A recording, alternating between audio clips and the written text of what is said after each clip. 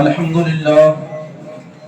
لله رب العالمين والعاقبة للمتقين والصلاة والسلام على سيد المرسلين أما بعد فأعوذ بالله من الشيطان الرجيم بسم الله الرحمن الرحيم هل يستوي الذين يعلمون والذين لا يعلمون صدق الله المولانا العظيم وصدق رسوله النبي الأمين المكين الكريم ونحن على ذلك لمن الشاهدين والشاكرين والحمد لله رب العالمين.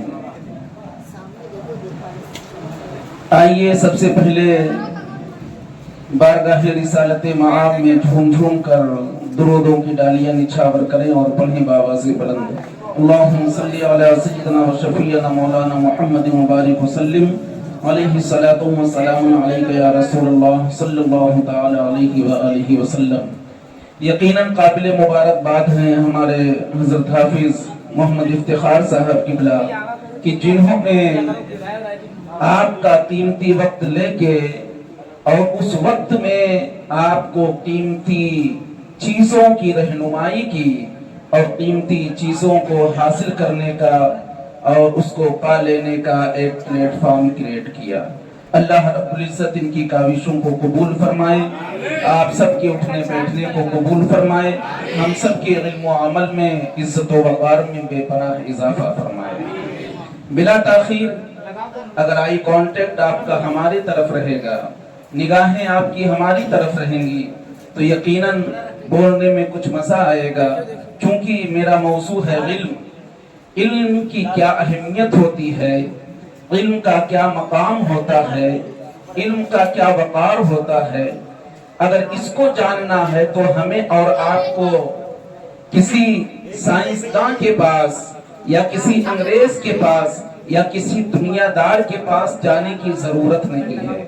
ہماری کتاب جو ایک رہنما اصول ہے اور وہ کتاب جو ایک دم مکمل ہے, جس میں کوئی شک نہیں, جس میں کوئی شبہ نہیں, اسی کتاب سے اگر ان تمام چیزوں کو پوچھا جائے تو یقیناً وہ کتاب آپ کی جیسے ہر موڑ پہ رہنمائی کرتی ہے. علم کے میدان میں بھی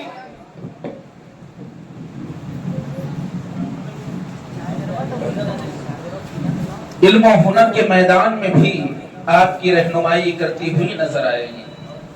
عزیزان ملت اسلامیہ, ہمارے پیارے اور سچے دوست, آج آپ کا وقت اس لیے لیا گیا ہے تاکہ کچھ وقتوں میں آپ کو علم و ہنر سے ایسے آگہی کی جائے, علم و ہنر کی ایسی باتوں کو سمجھایا جائے کہ جو آپ کے اسلاف آپ کے لیے چھوڑ کے گئے تھے, جو آپ کے بزرگان دین آپ کے لیے کر کے گئے تھے, کیا ہم انہی کے روش پہ چل رہے ہیں کہ نہیں.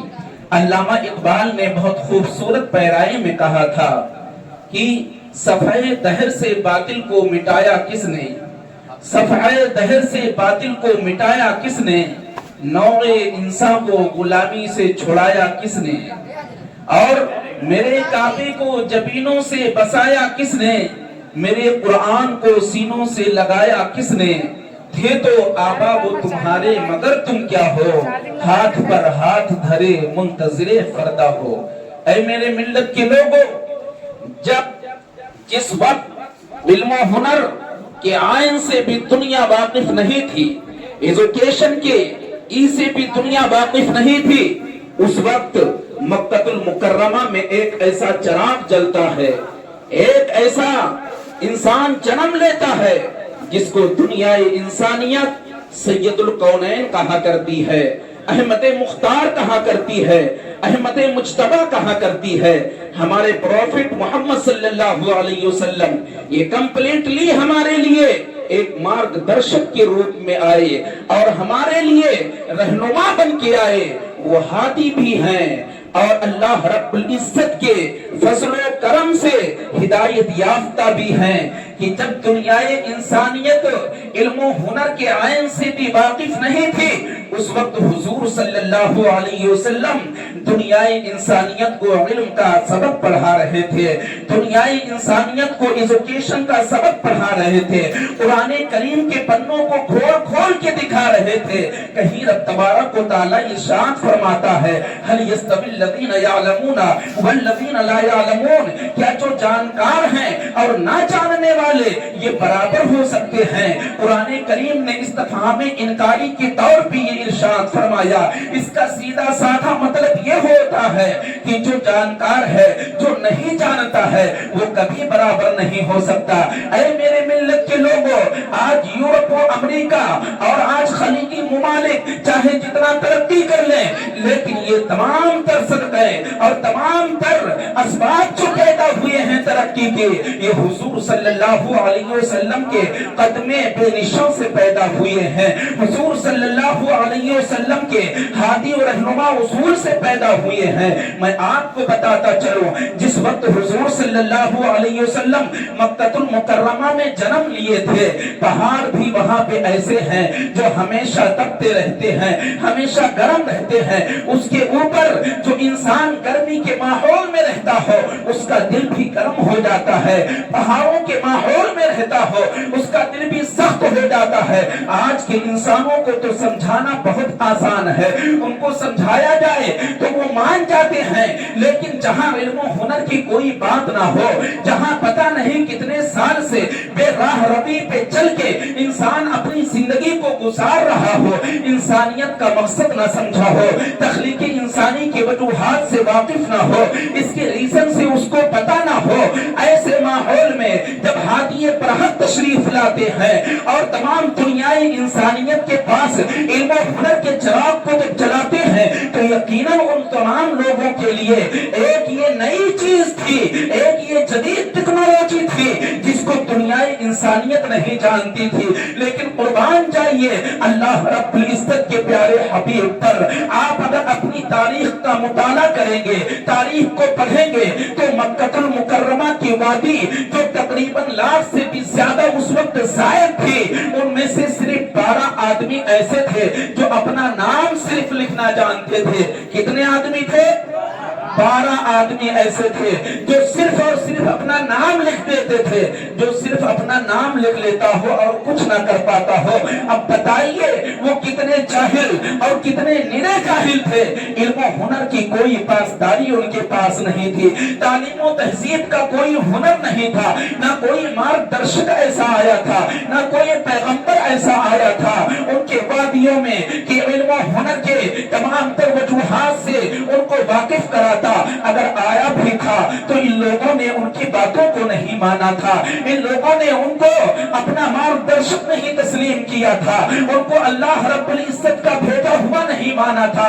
لیکن محبوب خدا کے تمام تر قربانیوں پہ قربان جائیے، اللہ رب العزت کے پیارے حبیب کو کیا کیا نہیں تکلیفیں دی گئی ہیں، پیارے نبی کو تمام طرح کی اذیتیں دی گئی۔ مکہ والوں نے آپ کے لیے زمینوں کو تنگ کر دیا، جو رحمت للعالمین بنا کے بھیجا گیا تھا، جو پروردگار نے اپنا نائب جس کو بنا کے بھیجا تھا، اس کے لیے مکہ المکرمہ کی زمینوں کو تنگ کر دیا گیا، گھروں سے نکال کر شیب ابی طالب میں رکھا گیا، کہیں پتھر سے مار مار کے لہو لہان کر دیا گیا، کہیں آپ کے اقربا کو ستایا گیا، کہیں آپ کے اصحاب کو تپتے ہوئے ریت پہ لٹایا گیا۔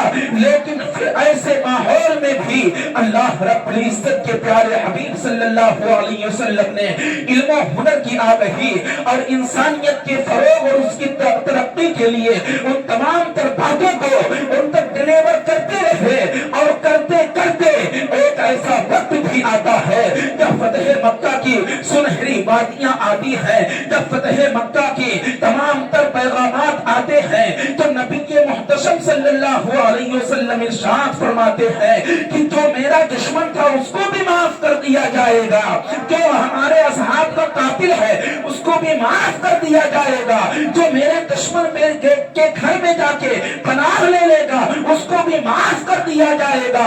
آپ ذرا سوچو تو صحیح، ایک جھگڑے کے لیے مکہ والے ایسے تھے جو ہزاروں سال لڑا کرتے नबी बरहक ने उनको कुरान की तालीम देना था, राह रास्त पे लाना था। अपने जानी दुश्मन को भी माफ किया, अपने असहाब के कातिलों को भी माफ किया, अपने उम्मा के कातिलों को भी माफ किया।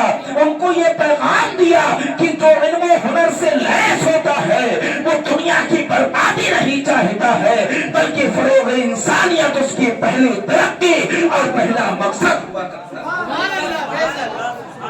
अब जब हुजूर सल्लल्लाहु अलैहि वसल्लम मक्कतुल मुकर्रमा से यहाँ तो आपको पहले कम तबलीग करने दिया गया, फिर हिजरत करके जब मदीनतुल मुनव्वरा जाते हैं तो सबसे पहले किस चीज की बुनियाद रखते हैं? अल्लाह रब्बुल इज्जत के प्यारे हबीब सबसे पहले मस्जिद की बुनियाद रखते हैं, और मस्जिद की बुनियाद रखने के बाद आप वहीं से मिला हुआ एक दीनी यूनिवर्सिटी को कायम किया, जिसपे असहाबे सुफ़ा बैठ के तालीम हासिल किया करते थे। फिर एक ऐसा यूनिवर्सिटी कायम किया जिसमें डे स्कॉलर की तालीम हुआ करती थी, यानी अगर किसी के पास वक्त नहीं है तो वो आए और पढ़ के चला जाए, उसी असबाब को अपनाते हुए और उसी राह को देखते हुए अजहरी इस्लामिक कोचिंग सेंटर का कयाम अमल में आया था। और इंशाअल्लाह ये रोज अफसू तरक्की पसीर है। आप हजरात को भी इसीलिए बुलाया गया है कि जहां आपके बच्चे तालीम हासिल कर रहे हैं वहां बड़ों को भी एक मौका दिया गया है कि वो आके तालीम हासिल करें अजहरी इस्लामिक कोचिंग सेंटर में। और इल्म हुनर के लिए कोई उम्र की कैद नहीं रहती है, बल्कि आदमी महज से लेकर लहद तक वो तालिबे इल्म ही रहता है। आप यकीन मानो, अगर एक किताब जिसको आपने बारहा पढ़ा है उसको बार बार पढ़ोगे तो हमेशा कोई ना कोई नई चीज निकल के आएगी, जिसको आप नहीं जानते थे उस किताब में वो आपके ज़हनो दिमाग में समाएगी। इसीलिए अजहरी इस्लामिक कोचिंग सेंटर का कयाम अमल में आया था। आज तो इसकी शाखें भी हो गई कि आपकी बच्चियां भी आके तालीम हासिल करें, डे स्कॉलर के तौर पर, यानी आना जाना करें, वो आके अपने पढ़ाई के औकात में पढ़ाई को पूरा करें और फिर उसके बाद अपने घर चली जाएं। हुजूर नबी के मुख्तार सल्लल्लाहु अलैहि वसल्लम ने ऐसी ही कुछ यूनिवर्सिटियों का कयाम किया था। असहाबे सुफ़ा जो बनाया था वो वहां रह के तालीम हासिल करने के लिए बनाया था।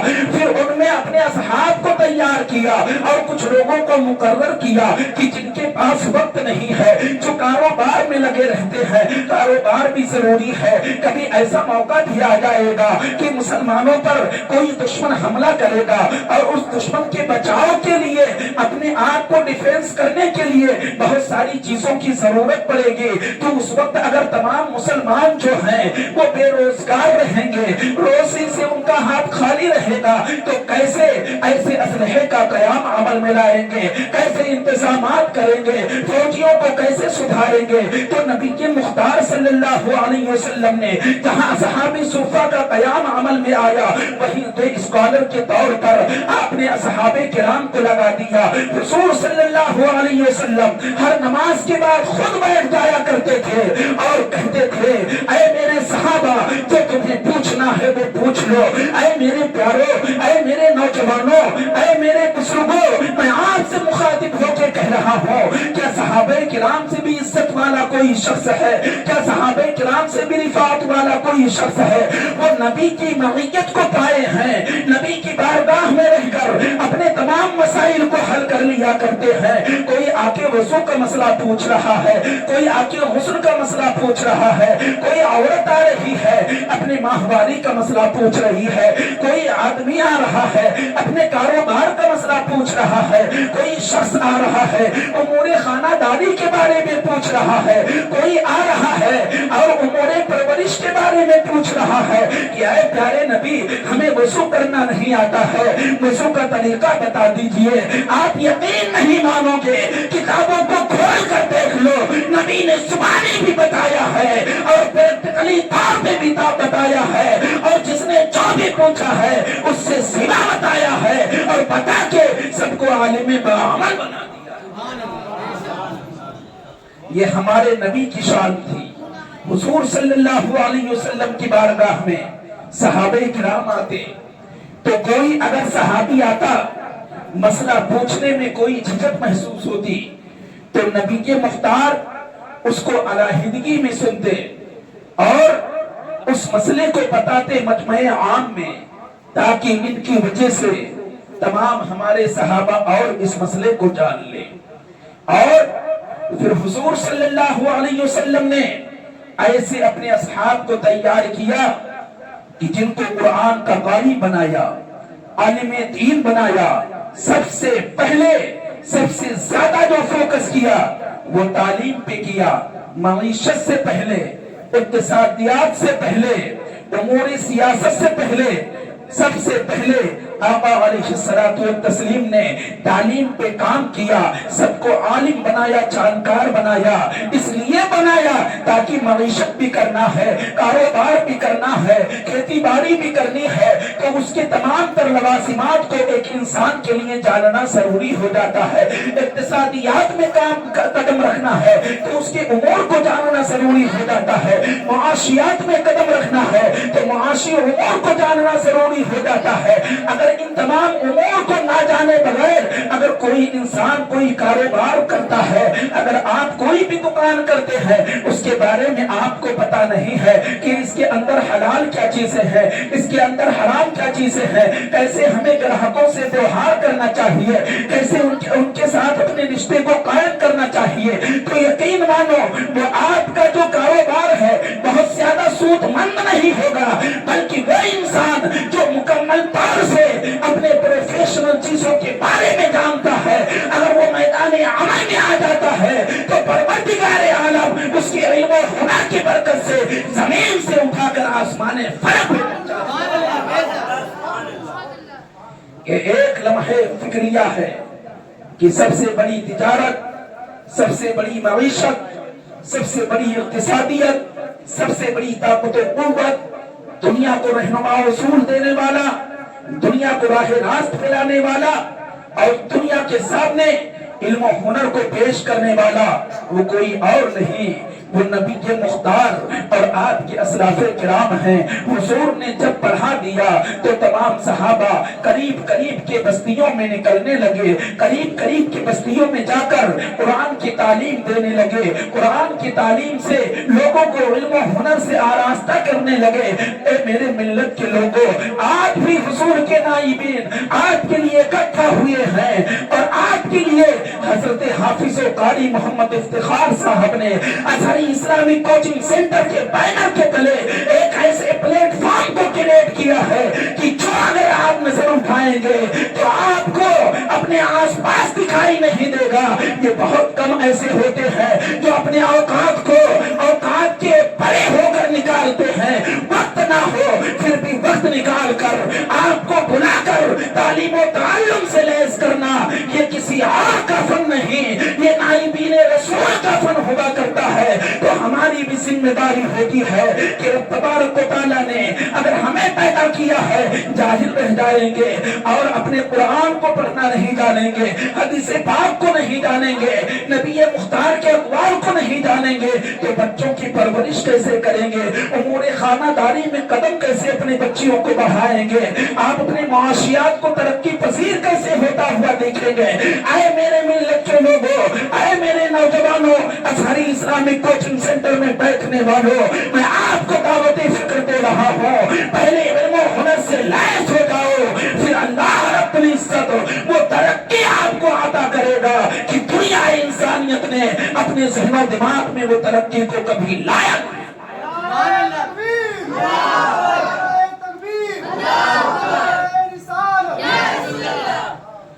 آج کچھ لوگ کہہ دیا کرتے ہیں کہ تعلیم حاصل کرنے کے بعد اس سے ہمیں کیا فائدہ ملتا ہے۔ وقت تو 20 منٹ کا تھا، یہ مکمل ہوا اور باتیں ابھی بہت سی باقی ہیں۔ بس ایک واقعہ حضرت امام احمد بن حنبل ہیں اور حضرت امام اعظم ابو حنیفہ ہیں۔ آج ہم کیا کہلاتے ہیں؟ اپنے آپ کو حنفی کہلاتے ہیں۔ کس کے مقلد ہیں؟ کس کی تقلید کرنے والے ہیں؟ इमाम आजम अबू हनीफा की तकलीद करने वाले हैं। इमाम आजम अबू हनीफा अपने शागिर्द इमाम अहमद बिन हम्बल को लेके आते हैं, अपनी दरसगाह में उनको रखवाते हैं और दरसगाह में रखवाने के बाद उनको अपना पैसा देकर, अपना उनको खर्च देकर अपनी दरसगाह में उनको पढ़वाते हैं। एक मर्तबा इमाम आजम ने इमाम अहमद बिन हम्बल से कहा, इमाम मोहम्मद है, इमाम मोहम्मद से कहा कि ऐ मेरे शागिर्द, ये 5 पैसा है, तुम लेके जाओ और इससे बाजार से ये चीज खरीद लाओ। इमाम मोहम्मद अलैहि रहमतुल रिजवान वो जाते हैं बाजार, 5 पैसा लेके जाते हैं, बाजार में दुकान वाले के पास जाते हैं तो जो चीज मंगाई थी वो 6 पैसे की थी। इमाम मोहम्मद कोई ऐसे ऐरो गैरो नत्थु खैरो का नाम नहीं, बल्कि इमाम आजम अबू हनीफा के बहुत पाए और अच्छे शागिर्दों में शुमार किए जाते हैं। इनके भी अक़वाल पे फतवा दिया जाता है। इमाम अहमद ने कहा, इमाम मोहम्मद ने कहा कि मेरे उस्ताद ने कहा है, ये 5 पैसा देके भेजा है, मेरे पास तो कोई पैसा नहीं है, ऐसा करो कि 6 पैसे की वो चीज मुझे अता कर दो और 1 पैसा जो बच रहा है मुझसे कोई मसला पूछ लो। दुकान वाले ने कहा कि दुकानदारी हमने मसला पूछने के लिए नहीं की है, बल्कि दुकानदारी इसलिए की है ताकि तुम्हें सौदा दिया जाए, सामान दिया जाए और फिर उसके बदले में पैसा लिया जाए। इमाम मोहम्मद रज़ी अल्लाह तआला वो इमाम आज़म के पास आते हैं, आपका चेहरा उतरा हुआ था, आपके चेहरे पे हवाइयां उड़ रही थी। इमाम आज़म ने पूछा, अरे मेरे प्यारे शागिर्द बताओ क्या हुआ है। इमाम मोहम्मद ने कहा, अरे मेरे आका, अरे मेरे उस्ताद, उस इल्म से हमें क्या फायदा है कि जब अगर 1 पैसा खर्च जाता है, मैं कहता हूँ कि कोई मसला पूछ लो, मुझे सौदा दे दो, तो दुकानदार कहता है कि यहाँ इल्म का कोई बाजार नहीं है, बल्कि यहाँ इल्म नहीं चलता है, मसला नहीं चलता है, यहाँ रुपया और पैसा चला करता है, दिरहम और दीनार चला करते हैं। इमाम मोहम्मद बहुत परेशान थे। इमाम आज़म ने फौरन जवाब दिया, अरे मेरे शागिर्द, बनिए की दुकान पे अपने इल्म और हुनर को नहीं आजमाया जाता है, तो एक बहुत बड़ा आलिम है और एक बहुत बड़े वक्त में और बहुत बड़ी चीज के लिए अपने इल्म और हुनर को आजमाएगा, तब तुझे इल्म का मकाम और मर्तबा पता चलेगा। इमाम आज़म का इंतकाल हो जाता है। इमाम मोहम्मद पढ़ के एक बहुत बड़े अल्लामा बन जाते हैं, इमाम आज़म के शागिर्द रशीद बन जाते हैं और बनने के बाद आप काजी बन जाते हैं, सबको मसला बताते हैं, जो भी आता है उसके तिश्नदानी उलूम और फनून को आप जिला बख्शते हैं।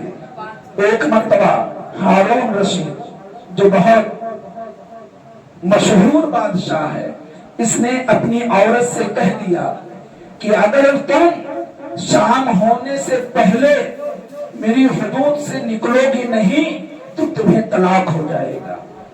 शाम के वक्त ही कहा था और उसका सल्तनत जो था बहुत बड़ा था। जुबैदा जो उसकी बीबी थी, हारून रशीद उसको बहुत चाहता था, कह तो दिया जुमला और फंस गया। तमाम मुफ्तियाने किराम को बुला के मसला पूछा कि किसी भी तरीके से मेरी बीबी मेरे निकाह से निकलनी नहीं चाहिए, कोई भी मसला बताओ, ऐसा मसला समझाओ कि मेरी बीबी मेरे निकाह से न निकले। उर्बे दबार के तमाम मुफ्तियाने निजाम जमा थे, तमाम ने कहा, ऐ बादशाह सलामत, अगर शाम हो गई, आपकी बीबी आपके सल्तनत से नहीं निकली तो फिर इसके ऊपर तलाक पड़ जाएगी। किसी ने कहा कि चलो एक मस्जिद में इमाम मोहम्मद रहते हैं, उनको भी बुला लाया जाए और उनसे भी मसला पूछ लिया जाए। इमाम आज़म ने क्या कहा था कि बनिए की दुकान पे इल्म की कीमत को नहीं आजमाया जाता है, इल्म की कदर कीमत बादशाहों के ताजों से आजमाया जाता है। इमाम मोहम्मद को लाया गया। इमाम मोहम्मद के पास जब उसके सिपाही जाते हैं, इमाम मोहम्मद कहते हैं कि मैं मसला तो बता दूंगा, उसकी बीवी तो बच जाएगी, लेकिन उसके बदले में मुझे क्या देगा? बादशाह ने कहा जो मांगोगे उसको अता किया जाएगा। इमाम मोहम्मद ने कहा कि तुम अपनी ताज को मेरे सर पे रखो और अपनी तमाम बादशाहत का मुझे बादशाह बना दो सल्तनत का, फिर मैं उसके बाद मसला बताऊंगा। बादशाह ने इसको भी कबूल कर लिया। इमाम मोहम्मद को लाया गया। इमाम मोहम्मद के सर पे बादशाह ने अपने ताज को उतार के रख दिया, अपनी सल्तनत का बादशाह बना दिया। इमाम मोहम्मद के आंखों से आंसू जारी हो गए कि मेरे आका ने, मेरे उस्ताद गिरामी ने सच कहा था कि बनिए की दुकान पे इल्म की कीमत को नहीं देखा जाता है, बादशाहों की ताजों पे इल्म की कीमत को देखा जाता है। इल्म की वजह से आज अल्लाह रब्बुल इज्जत ने बादशाह का ताज भी उतरवाया, उसकी बादशाह भी खत्म करवा दी, और इल्म की वजह से अल्लाह ने मुझे ये इज्जत बख्शी है। इमाम मोहम्मद ने कहा मैंने तो अपने उस्ताद की बात को सिर्फ सच कर देखना चाहता था, इस बादशाह की जरूरत नहीं है, इस ताज की जरूरत नहीं है। ऐ बादशाह तू ताज भी ले ले, तू बादशाह भी ले ले और मसला भी सुन ले। तू अपनी बीवी को मस्जिद में फेंक दे, तेरी हुकूमत, तेरी सल्तनत दुनिया पे होगी। मस्जिद खुदा का घर है, वहाँ तेरी सल्तनत नहीं होती है। जब मस्जिद में चली जाएगी, शाम होने से पहले तेरी बीवी तेरी सल्तनत से निकल जाएगी और तेरी तलाक से वो बच जाएगी। ऐ मेरे मिल्लत के लोगों, तो इल्म और हुनर की जो कीमत होती है वो बहुत अजीम होती है, बहुत बड़ी होती है। उसको ऐरू गैरू और आम लोग नहीं समझ सकते। उसको एक सच्चा और पक्का दिल इंसान, और ये हसमुख चेहरे जो हमारे सामने बैठे हैं, ये तमाम लोग अपने अंदर ये एबिलिटी, ये कैपेबिलिटी और ये सलाहियत रखते हैं कि इसको जज्ब करके, और जो बालिगीन का class Azhari Islamic coaching centre के बैनर के तले चलाया जा रहा है, उसमें आए, अपने मसाइल को पूछें और अपनी जरूरियाती जिंदगी के मसाइल को हल करवाएं। यह हमारी और आपकी जिम्मेदारी है, वरना मैदान महशर में सबसे पूछा जाएगा सफेद दहर से बातिल को मिटाया किसने, नौ इंसान को गुलामी से छुड़ाया किसने, मेरे काबिल को जबीनों से बसाया किसने, मेरे कुरान को सीनों से लगाया किसने। थे तो आबा वो तुम्हारे मगर तुम क्या हो, हाथ पर हाथ धरे मुंतजरे फरदा हो। इल्म हुनर से पाती है इंसानियत करो, इंसान जिंदा लाश है तालीम के बगैर, और ऐसी तालीम जिसमें सिर्फ और सिर्फ दुनियावी तालीम हो, वो आपको कभी भी राह रास्त पे नहीं ला सकती है। आप जरा देखो, तालीम हासिल करने के बाद इंसान को संजीदा होना चाहिए, लेकिन ऐसे ऐसे हथियार को बना के मसलूमों पे डाला जा रहा है। ये तालीम है उनकी, ऐसी तालीम से कोई फायदा नहीं है, बल्कि वही तालीम आपको कामयाबी के दहलीज तक पहुंचाती है जो दीन से छोड़कर हासिल किया जाता है। अब दीन से छोड़ लो, दुनियावी तालीम भी दीन से अलग नहीं है, और जब दीन से छोड़कर दुनियावी तालीम हासिल करोगे तो किसी मसलूम के सर पर आप किसी बम का गोला नहीं, बल्कि उसके सर पे फूल को बरसाते हुए नजर आओगे। अल्लाह रब्बुल इज्जत हम सबको ऐसा इल्म और हुनर वाला बनाए कि परवरदिगार आलम हमारी जिंदगी उससे आसान हो। हमारे तमाम सामाईन को, सबसे पहले मुझे, फिर तमाम लोगों को इस पे अमल करने की तौफीक रफीक अता फरमाए। अस्तगफिरुल्लाह रब्बी मिन कुल्ली ज़ंबि व अतूबु इलैहि व आखिरु दअवाना अल्हम्दुलिल्लाहि रब्बिल आलमीन। अस्सलामु अलैकुम व रहमतुल्लाह।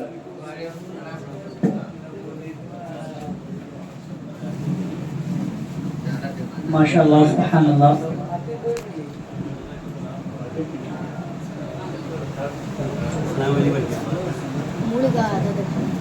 हज़रात, आप देख रहे हैं कि हज़रत अल्लामा मौलाना मुफ्ती ज़ियाउल हक सकाफ़ी साहब तशरीफ़ रखते हैं।